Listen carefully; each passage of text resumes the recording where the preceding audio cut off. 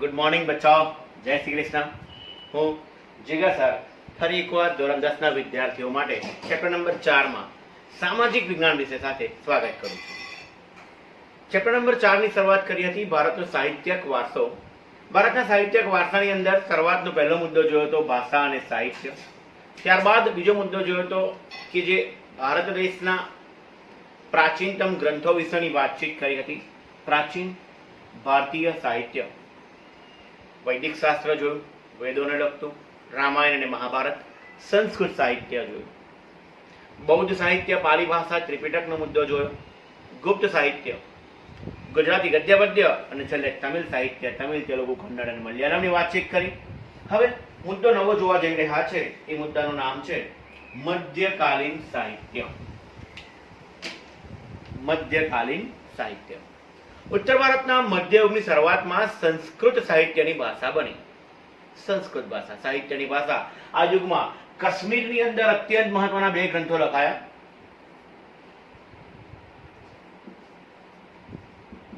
કાશ્મીરમાં રચાયા એક સોમદેવનો કથા સરિત સાગર અને બીજો કલ્હણનો રાજતરંગિની. રાજતરંગિની શબ્દ જે છે તેનું ગુજરાતી વર્ડ થાય છે રાજાઓની નદીઓ.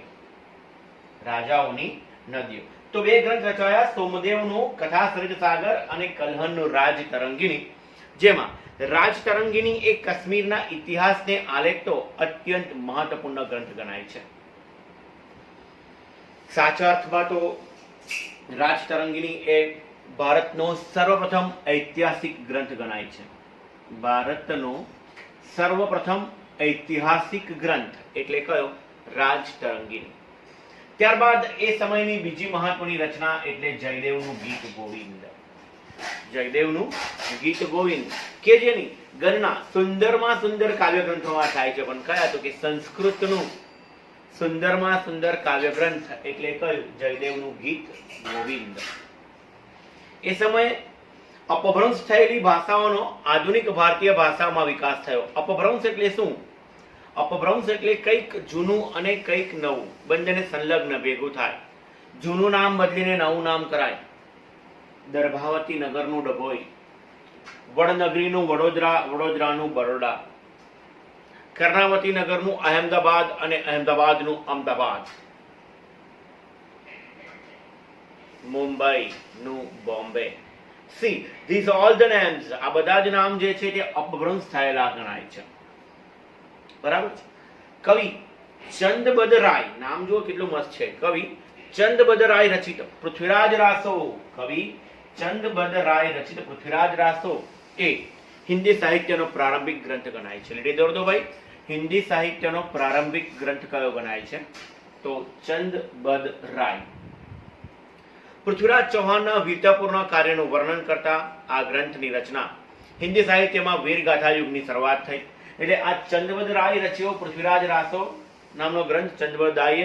તો એના દ્વારા એવું કહેવાય છે કે હિન્દી સાહિત્યની અહીં વીરગાથા યુગની શરૂઆત થઈ હતી. આ સમયે દક્ષિણ ભારતમાં સંસ્કૃત સાહિત્યની મોટા પ્રમાણમાં રચના થઈ, જેમાં શંકરાચાર્યનું ભાષ્ય અત્યંત પ્રખ્યાત છે. ભાષ્ય એટલે ટીકા.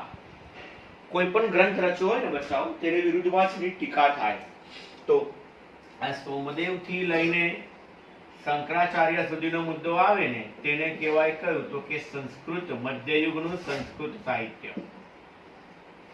મધ્યયુગનું સંસ્કૃત સાહિત્ય. એના પછીનો મુદ્દો લખ્યો છે કે આ કુળમાં દ્રવિડ કુળની ભાષાનો વિશેષ વિકાસ થયો. દ્રવિડ કુળની, હવે જે આવશે તે અહીંયા ચાર જે છે તે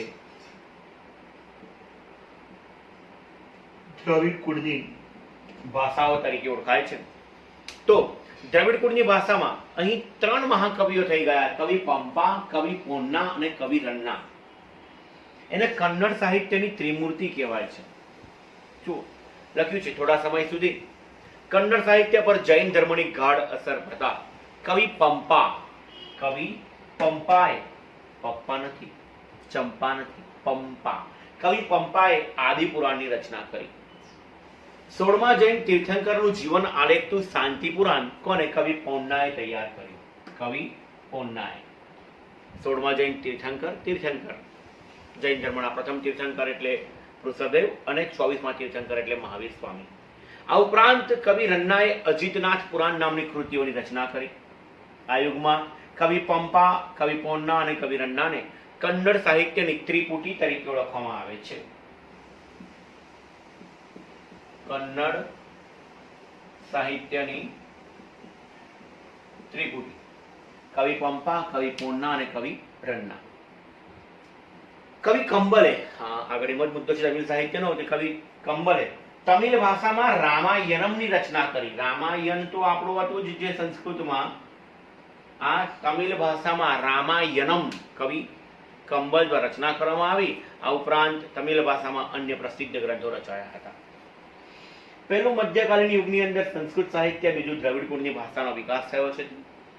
આગળ જોઈએ તો ભારતીય ભાષામાં વિકાસ અને સાહિત્ય કૃતિ રચનામાં દિલ્હી સલ્તનતમાં વેગીલી બની. હિન્દી ભાષાના બે સ્વરૂપો વ્રજ અને ખડી લીટી દોરો. હિન્દી ભાષાના બે સ્વરૂપો વ્રજ અને ખડી બોલી એ પણ સાહિત્ય રચનામાં વિનિયોગ થયો, ઉપયોગ થવા લાગ્યો. આ બંને ભાષામાં અનેક ભક્તિ ગીતો રચાયા. હિન્દી અને ગુજરાતી ભાષાને મળતી આવતી ભાષા રાજસ્થાની ભાષા. હિન્દી અને ગુજરાતી ભાષાને મળતી રાજસ્થાની ભાષામાં અનેક વીરગાથાઓ રચાઈ.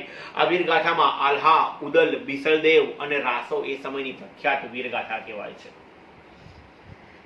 રાજસ્થાની ભાષા કઈ કઈ ભાષાને મળતી આવે છે તો કે હિન્દી અને ગુજરાતી ભાષાને મળતી. આ ઉપરાંત અન્ય આધુનિક ભારતીય ભાષામાં પણ સાહિત્ય રચવાની શરૂઆત થઈ. મુલ્લા દાઉદનો ગ્રંથ ચંદ્રાયન, મુલ્લા દાઉદનો ગ્રંથ ચંદ્રાયન અવધ ભાષામાં સૌથી જૂનામાં જૂનો ગ્રંથ ગણાય છે. અવધ ભાષાનો સૌથી જૂનામાં જૂનો ગ્રંથ કયો તો કે ચંદ્રાયન મુલ્લા દાઉદ દ્વારા રચના કરવામાં આવી હતી. જો કે પ્રાચીન ગ્રંથો પરના ભાષ્ય એટલે ટીકા હજુ પણ સંસ્કૃત ભાષામાં રચાતા હતા. સમય જતો ગયો અને ફારસી ભાષાની શરૂઆત થઈ. દિલ્હીના સુલતાનોની તે રાજભાષા હતી. રાજ્યમાં બોલાતી ભાષા તેને રાજભાષા કહેવાય. તેના સાહિત્યમાં અસરરૂપ અનેક ફારસી શબ્દોનો સમાવેશ ભારતીય ભાષામાં થયેલો જોવા મળે છે. આ યુગમાં એક મહાન ઇતિહાસકાર થઈ ગયો, તેનું નામ છે ઝિયાઉદ્દીન બર્ની. કાચની કે પ્લાસ્ટિકની બર્ની નથી. ઝિયાઉદ્દીન બર્ની તેને તારીખે ફિરોજશાહી નામની ગ્રંથની રચના કરી, જેમાં આ તારીખે ફિરોજશાહીમાં ખલજી અને તગલગ વંશના રાજ્યનું વિસ્તૃત વિવરણ કરવામાં આવ્યું છે. તેને રાજકીય સિદ્ધાંતો પર અને ઝિયાઉદ્દીન બર્નીએ રાજકીય સિદ્ધાંતો પર ફતવાએ જહાંદરી નામનો ગ્રંથ રચ્યો. તો ઝિયાઉદ્દીન બર્નીએ ફારસી ભાષામાં કયા કયા બે ગ્રંથો રચ્યા? તો એક તારીખે ફિરોજશાહી અને બીજો કયો તો કે ફતવાએ જહાંદરી નામનો ગ્રંથ તેને રાજકીય સિદ્ધાંતો પર રચ્યો હતો. ખલજી અને તગલગ વંશના રાજ્ય વિશે તારીખે ફિરોજશાહી અને ફતવાએ જહાંદરી એટલે રાજકીય સિદ્ધાંતો પર ફતવો બહાર પાડવો. ફતવો એટલે જાહેરનામું બહાર પાડવું એવું ગણવામાં આવે છે. સો મધ્યકાલીન યુગની શરૂઆતની અંદર બસ આજે આટલું જ જોઈશું. આવતીકાલે અમીર ખુસરો સાથે આગળ વધીશું. ત્યાં સુધી જય શ્રી કૃષ્ણ.